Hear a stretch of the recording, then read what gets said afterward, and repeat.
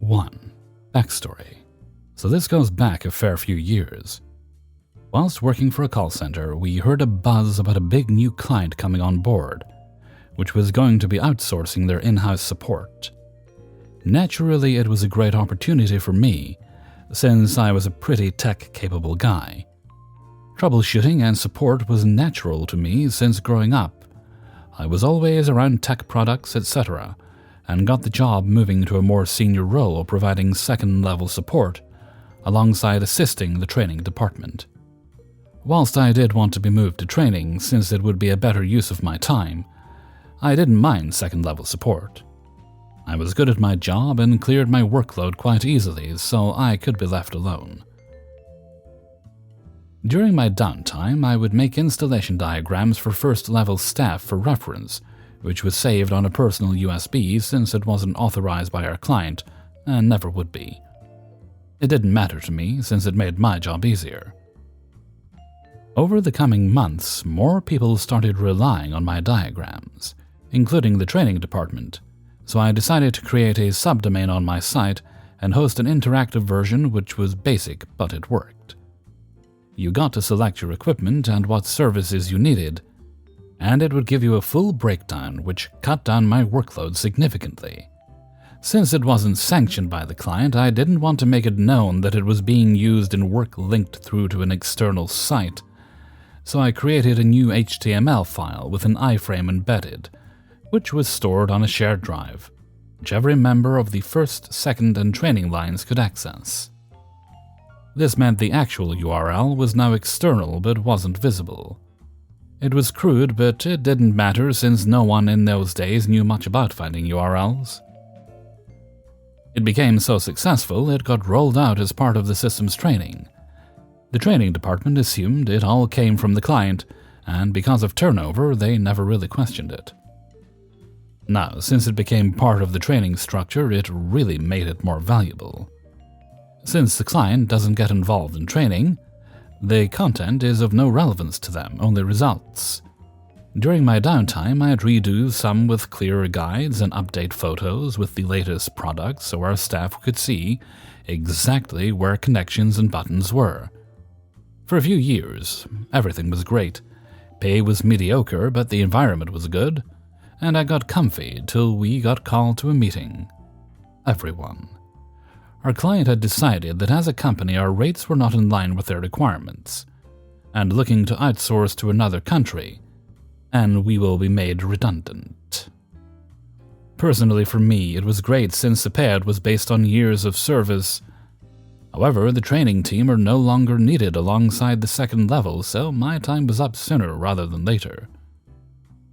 I got called into a second meeting and told that I will be handling the training at a higher rate of pay, but must follow the training guide to the letter. Whilst I was introduced in training to new starters and helped them during that time, I had to sit and go through all the material, which was 80% all based around the system and guides I had built. I tried to explain to my line manager and client that the main bulk of the training wasn't actually supplied and not sanctioned, but no one seemed interested. I was met with a cold, "The training packs have been a vital part of your company's ethos, so you should have no problem making it work." So I did. Since everything in the shared folders RN were going to be passed over to the new support center, so was my localized HTML file. The new office were trained, the first, second, and training departments were all primed and signed off ready to take over, so we moved to provide 80% of the workload to them, whilst we were in this transition. Shortly after, things were going great. I was put in charge of a small team who elected to stay on, while we completed the handover till I got called into a meeting. My services will no longer be needed, and I will be offered an earlier redundancy. However, before doing so, I needed to ensure that I sign a data protection form to ensure the company's secrets are protected, and any content would need to be deleted or destroyed. I explained that part of the core training pack was not provided by the client and generated in-house by myself.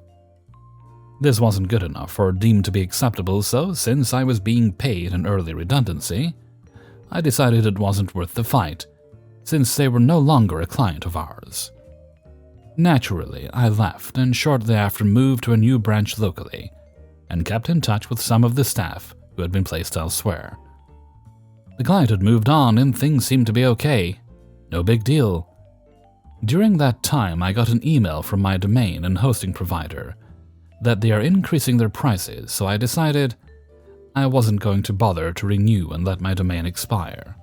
After all, it was more just because it interested me building and hosting a website. A few days later, I caught up with one of the staff who got kept on, who couldn't stop laughing, that 80% of the training pack resource was no longer online. The content couldn't be loaded or found anywhere. The ex-client wasn't happy that they may have a whole call center who cannot provide the same, if any, support, because the systems cannot load. I was lazy, and backing up things was always low in my to-do list, so everything I had built was gone. Needless to say, the ex-client was in a right mess and now would have to essentially rehire everyone they could. However, the company I worked for had already let many members go, or replaced the offices with new clients. I was contacted pretty swiftly to be rehired back, which I would have accepted for a higher rate of pay mainly because it was my work initially, which is the main reason why the entire campaign worked so well. So it was pretty much cut and dry for me. It took the company about 6 months of hell to get back to a somewhat acceptable standard, and after that, dissolved the outsourced call center again, and possibly went to stalk some more prey. Shame, really. 2. About 5 years ago, I was at a lovely little fast food joint that you can recognize by the pigtailed redhead. As I was stepping up to place my order, something happened that I had only heard about in stories from the internet. I encountered, indirectly, a wild Karen. At this point, I hadn't even gotten past my greetings with the cashier person when I heard a ruckus to my left. Bewildered, the cashier and I both turned to see a red-faced Karen fuming and demanding a manager over a grievous mistake with her food. Half curious but not interested enough to care, I turned back to place my order. As I was nearly complete with my request, I eavesdropped on this Karen's complaint when the manager walked up to see what unforgivable error was made. "I can't eat this. I ordered a fully loaded baked potato." "Ma'am," they say, while observing her order on the counter, "it appears that you have a fully loaded baked potato in front of you." "No, this is inedible. Your stupid co-workers here tipped my order. And now there's sour cream on the inside of the container. This god-awful mess is unacceptable." Cue a what reaction from everyone, as Karen goes on about how her lunch break was ruined by incompetent fast food failures and life. I leaned in and inquired of the cashier about how many baked potatoes they currently had ready. They raise an eyebrow and ask me to wait a moment to go check. A few seconds later, they come back to let me know that there are 8 potatoes. Excellent. To complete my order, I'd like 8 fully loaded baked potatoes. The cashier hesitates, then smiles and rings it up. Minutes, somehow, later, the Karen finishes her belittling rant and demands a new baked potato, without the unforgivable mess. My order is up soon, but I realize I basically set the poor manager up for failure by clearing out their prepared potato inventory, so I consider my next move. The manager comes back and apologizes that they're out of baked potatoes and that it would be another 45 minutes until more are ready. What sort of idiotic people can't even keep enough baked potatoes for paying customers? Cue worker from the back bringing up my order. "I have a number 3 here with a Dr. Pepper and 8 fully loaded baked potatoes for the sigil." "That's me," I exclaim. I grab my giant bag of food and give it a good shake, which would have undoubtedly caused sour cream to mess up the pristine interior of my potato containers. Boy, that's heavy. Knowing full well what I've done, I make sure to put on my best poker face and glance at the Karen. It looked like she was about to wind up more "the customer is always right" monologue, when I raised a finger and said, "No?" and wagged it like a disapproving father. I didn't work there, so she wasn't my customer to please. You have no power here. At that, she stomped out the restaurant, leaving her nightmare potato on the counter, and squealed out of the parking lot. I bid everyone a good day and apologized that they had to endure her behavior and left. I ended up giving all 8 fully loaded baked potatoes away to co-workers. 3. About 2 years ago, I was in a government agency class. I, a 45-year-old female, was the head of an agency. In my field, there are usually only 10% women. It was also a class that someone at my level should have taken many years prior, but old supervisors wouldn't approve it. So I was in the class with mostly first-line supervisors. This class had about 30 students, all in the same field of work. There were 6 women, a higher percentage than usual. Half of the women were upper management too, but not agency heads. We were split up by tables, 5 students per table. We were assigned our seating for the week-long class. I was late the second day of class. The main instructor, a 62-year-old male, didn't let me live it down all week, and practically brought it up every break and each morning. I could tell he was a narcissist ego jerk. Dealt with plenty of such personalities in my 25 years in this field. He made lame jokes as often as he could about my tardiness, and I knew it was because of my rank. No jokes about the men who were late all the time. I didn't say anything back and shrugged it off because it's not in my nature to take bait. I also knew he would just twist it publicly because of my rank. Throughout the week, he also targeted 2 of the management females who sat at the front of the class. He often made jokes about their size, age, or whatever. Didn't do nearly anything this bad to the men. When he would make jokes about me or the women, I often saw some of the men look around awkwardly. I'm guessing they didn't like it, but of course they said nothing. All week we had to take notes because we would do scenarios the 4th day and have to do group presentations the last day. The main instructor played the role of an employee who had done unethical acts and was under investigation. During the scenarios, you would have thought he was working on a SAG card or something. The last day, the group with the 2 management females was last to present. In their presentation, because we could make up whatever we wanted for resources, the group indicated they had hired a behavioral psychologist to evaluate the bad employee and write up a profile on him. It was priceless when I saw their PowerPoint included a slide with a picture of the instructor which said, "Control freak psychopath. Narcissist. Has to keep working at age 62 because he's such an ass. He has 4 wives to pay spousal support to them, puts women down because it boosts his ego." All in front of the entire class. Everyone roared. The instructor, sitting in the back, said with clenched teeth, "Can't say much when it's true. I do have 4 ex-wives." We women just looked at each other in gratitude for the amazing public payback. 4. This was a few years ago when I was in nursing school.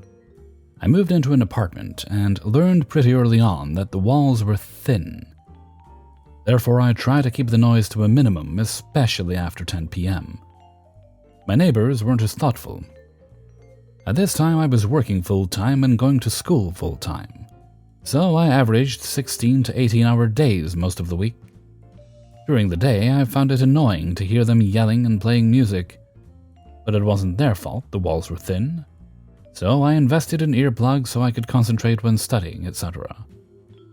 The issue was the noise continued into the early hours of the morning, sometimes going on until 3 or 4 a.m., doors slamming, music blaring, conversations being yelled from upstairs to downstairs, unnecessarily loud sexual activity, etc.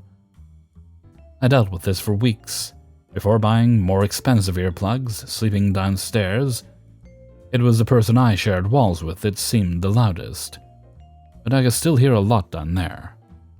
After a few weeks, I left a nice message on their door explaining that I was in school and working full-time, and requested for them to try and keep the noise down after 10 p.m.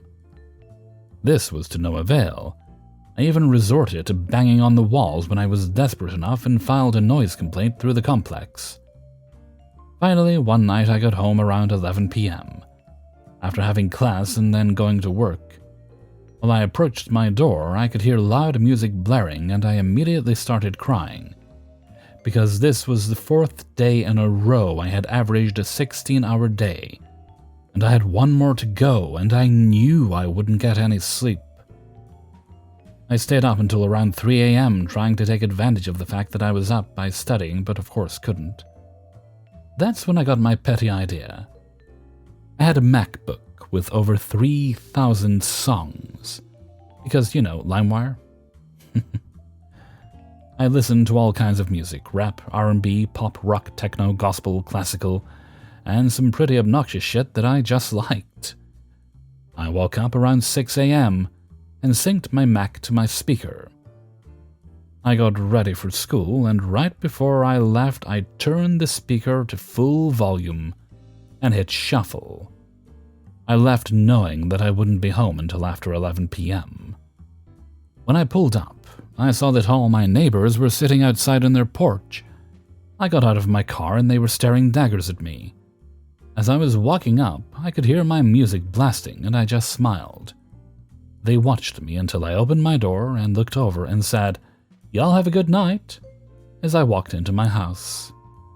I did note one of them giving me the finger. I kept the music going full blast until about 2 a.m. when I was just too tired to be petty. Needless to say, I enjoyed a few months of peace and quiet after 10 p.m. Whenever they became too rowdy, I banged on the wall, and the noise would stop almost instantly. I moved out shortly after. 5. In my sophomore year of high school, I had a social studies teacher who was one of the worst people I've ever met. This teacher, Mr. Green, had gone to my high school in the 90s and eventually became a teacher. Because he never left, he took out his resentment on the students. He set the tone for the year by roundhouse kicking a kid's desk because he fell asleep on day 1, period 1 of the year. He would spend most classes ranting about politics instead of teaching us about geography. His favorite week of the year was when he could show us Ben-Hur instead of teaching us anything. It seemed like he loathed teaching. And why did he do it? Well, Mr. Green mostly saw himself as a full-time assistant football coach, part-time teacher. He loved football, and the only thing he loved more than football was coaching the school's football team, which was why he put up with teaching in the first place. If he wasn't advocating for Herman Cain's 999 plan, he was pushing his classes to go to football games. In comes me, 15 years old and painfully uncool.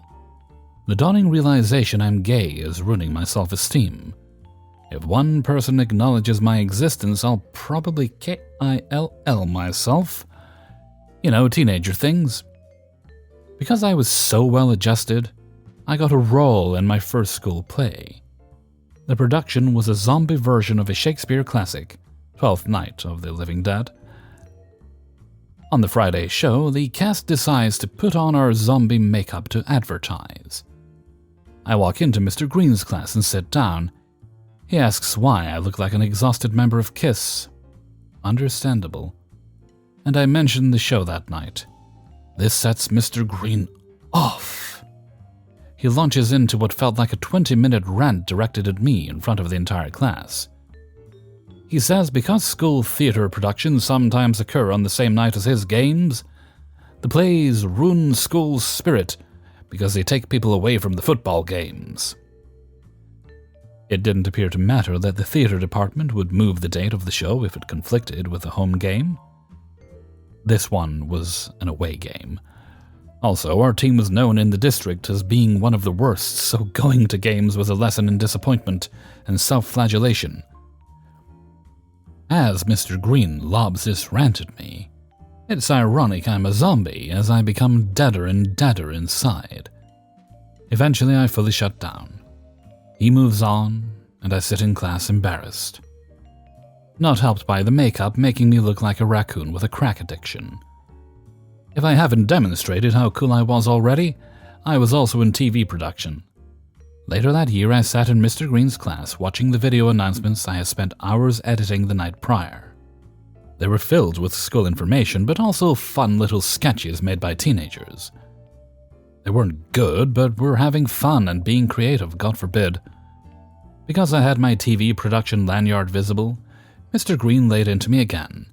He ranted about how the sketches were stupid and a giant waste of time. Ironic, since he definitely showed us an episode of Ancient Aliens once in class. It was clear Mr. Green did not respect any school extracurriculars that weren't sports. As Mr. Green was the assistant coach, he made it well known his dream role was to become head coach of the team. In my senior year, he was finally getting his chance. The head coach of the football team was fired after his coaching led to a 0-4 mid-season opening to the season. Mr. Green took his place as interim head coach. I wasn't in his class at the time, but through the grapevine I could tell he was loving the power. In the spring, following another mediocre football season, the school was in the process of finding another coach, and Mr. Green was one of their top candidates. Part of the vetting process was having teachers from the social studies department give testimonials on Mr. Green's character. I had told both of these stories to my favorite teacher, Mr. Fuchsia. Mr. Fuchsia was my TV production teacher, and his wife had directed the zombie play I was in the year prior.